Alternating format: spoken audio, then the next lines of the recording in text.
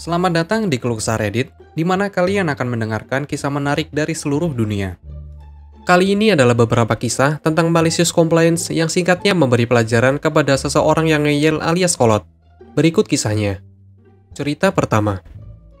Pekerja paruh waktu tidak dapat membawa HP, panggilan atasan tidak akan dijawab. Aku bekerja di toko swalayan selama 4 tahun. Saat itu aku sudah 3 tahun menjalani pekerjaan ini. Aku bekerja paruh waktu sambil pergi ke sekolah. Aku bekerja di departemen frozen, yang kebanyakan orang tidak ingin melakukannya. Aku memiliki rekan kerja yang akan kami panggil Karen. Dia full-time dan lebih tua dari aku. Dia kasar, dan semua orang yang mengenalnya di dalam toko membencinya. Manajer dan manajer tingkat atas kami membencinya dan tidak pernah ingin berurusan dengannya. Setiap departemen memiliki minimal 2 telepon. Salah satunya adalah telepon kabel di meja kami, dan yang lainnya adalah HP dengan klip. Jika manajer kami masuk, dia akan memilikinya. Jika tidak, orang pertama yang akan mengambilnya dan memberikan kepada manajer saat mereka pergi atau makan siang. Itu adalah prosedur standar sampai suatu hari nanti. Aku telah memegang telepon karena aku yang pertama masuk dan telah menjawab panggilan saat mereka masuk. Karen datang 1 jam setelahku. Dia masuk dan mendatangiku. "Ope, aku butuh HP-nya." Berteriak dengan tangan terentang. "Oke, apakah kamu perlu menelpon?" Tanyaku. Bertanya-tanya apa yang dia butuhkan sepagi ini. "Tidak, aku yang seharusnya membawa HP." Dia menuntut. Aku memberikan HP padanya, bingung. "Oke, ini. Kenapa kamu harus memilikinya?" Tanya, bingung dengan pertanyaannya. "Aku pekerja penuh waktu, dan kamu tidak. Pekerja penuh waktu seharusnya menjadi satu-satunya yang memegang HP." Dia menjawab, memutar matanya ke arahku, mengantre malicious compliance. Pada shift berikutnya aku masuk, dan manajerku tidak masuk. Aku tidak membawa HP. Aku meninggalkannya di charger di meja. Aku mulai bekerja dan memulai tugas pagi. Aku terus bekerja dan berbicara dengan orang-orang. 1,5 jam kemudian ketika Karen akhirnya datang terlambat. Dia menuntut di mana teleponnya. Aku katakan padanya HP di atas meja. Dia menyerbu dan meraihnya. Aku terus bekerja selama beberapa jam ke depan. Pada titik tertentu, manajer toko kami mendatangi aku saat aku bekerja di lorong.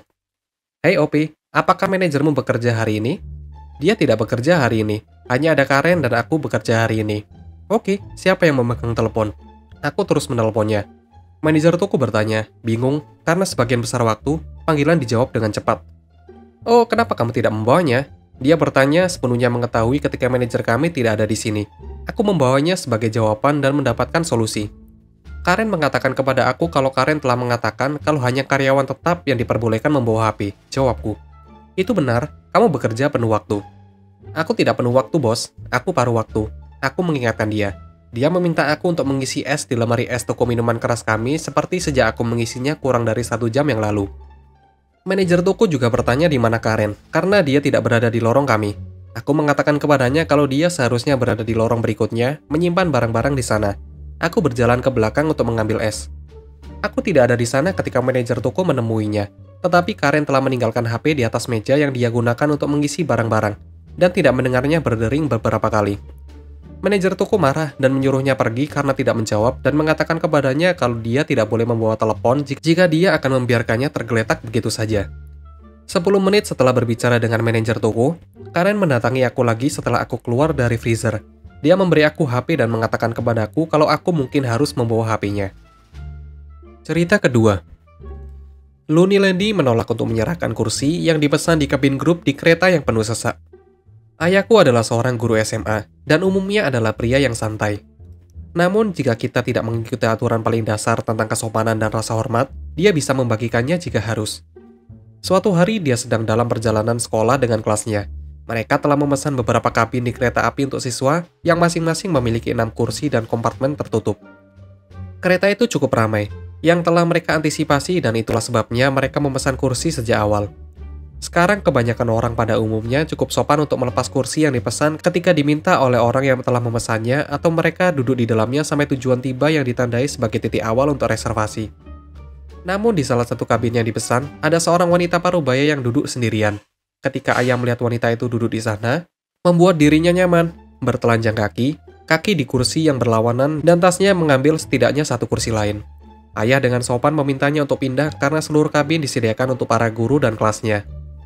Alih-alih menuntut untuk setidaknya bertanya dengan sopan apakah dia bisa tinggal, dia langsung masuk ke mode Karen yang belagu, dan mulai berteriak bagaimana dia tidak akan menyerahkan kursi kalau dia yang pertama datang dan bagaimana haknya untuk duduk. Ayahku sebagai pria yang pada umumnya santai, mencoba menenangkan situasi dan menjelaskan kepadanya konsep reservasi. Karen tidak peduli dan turun ke penghinaan sambil bertindak seperti korban ketidakadilan yang mengerikan. Lagi pula, anak-anak hanya bisa duduk di kursi lain. Setelah keributan ini berlangsung beberapa saat, ayah sudah muak.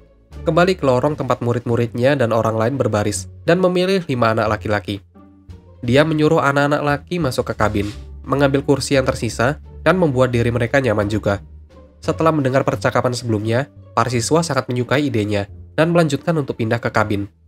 Mereka berperilaku seolah-olah mereka sendirian, memainkan musik, makan dengan keras, dan bersendawa, dan dengan sengaja berperilaku seperti remaja laki-laki kasar yang stereotip. Beberapa menit setelah rencana itu dijalankan, wanita itu keluar dari kabin dan menemukan ayahku berdiri di lorong berbicara dengan beberapa siswa. Rupanya Karen mengutuk ayah menggunakan beberapa bahasa yang cukup berwarna-warni, meludah di lantai, dan melanjutkan untuk pindah ke gerbong lain. Ayahku sangat senang membiarkan dirinya dimarahi oleh orang gila itu, dan membiarkannya pergi. Terima kasih telah menonton video ini. Kalian bisa like, komen, dan subscribe channel ini. Sampai bertemu di video selanjutnya.